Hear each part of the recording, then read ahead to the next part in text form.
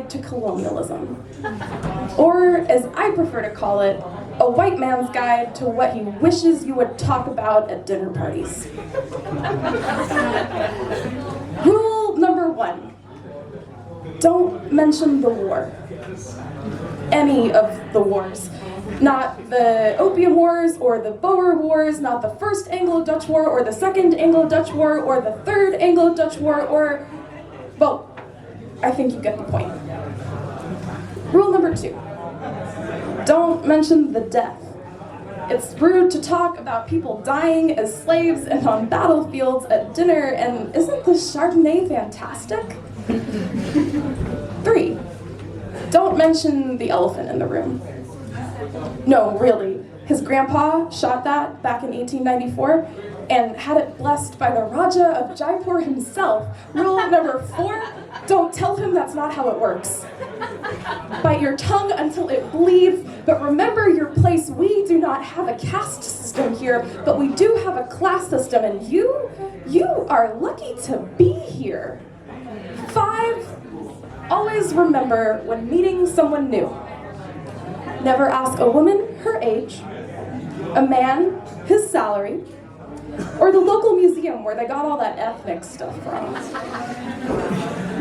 6, if someone asks you where you're from, where you're really from, for the love of gods your parents were forced to abandon, don't tell them the truth. Susan doesn't care if you were born here. She wants to know what atrocities your parents escaped so she can send you back to them. Rule number 7. If you really have to use the C word, try softening it. Call it the scramble for Africa, as if the white man fried eggs on the continent for breakfast and did not leave the stove on, raise it to the ground, ate. While we're on the topic of food, don't even think about mentioning spices. Or more specifically, the lack of spices in tonight's dinner. That was on purpose. Resist the urge to ask why they came all that way for cloves and cardamom if they were only going to put it into cheap wine at Christmas.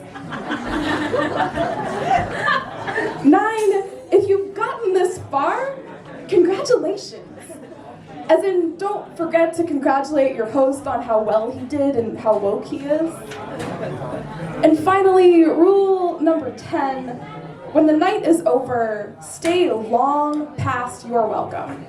Drink only his best spirits, wait to get kicked out, demand a treaty just to make sure they really can handle this whole thing on their own, and then maybe wait a little bit longer.